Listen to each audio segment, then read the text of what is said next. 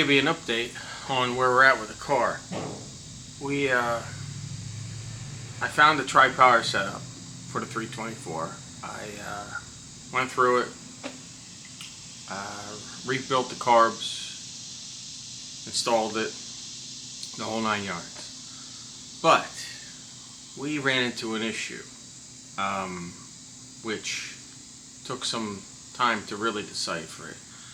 I ended up taking the tripower intake back off and putting the original intake that ran, because there's a couple issues with the tripower setup that I gotta take care of before I put back on the car. But here's what happened. Car wouldn't start. I have fuel, I have spark, and the timing was dead on. So right away in my head, kind of knew what it was, but I had to decipher it. I went through, checked the timing, the cam, and the crankshaft are out of line. So I assumed right off the bat we have a timing chain issue. So the damper, the markings on the dampener was right on the money.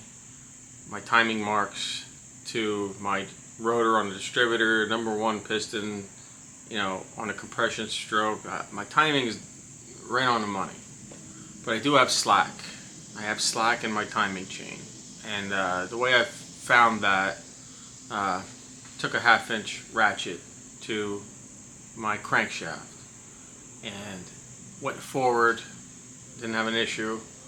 But when I go in reverse, there is a nice bit of slack between the time I turn the ratchet and the rotor turns. So right away I know I have some really good slack in my timing chain. So what it determined was we jumped a tooth on the timing, which, it's probably, I would assume it's the original timing chain. It's a 70-year-old motor.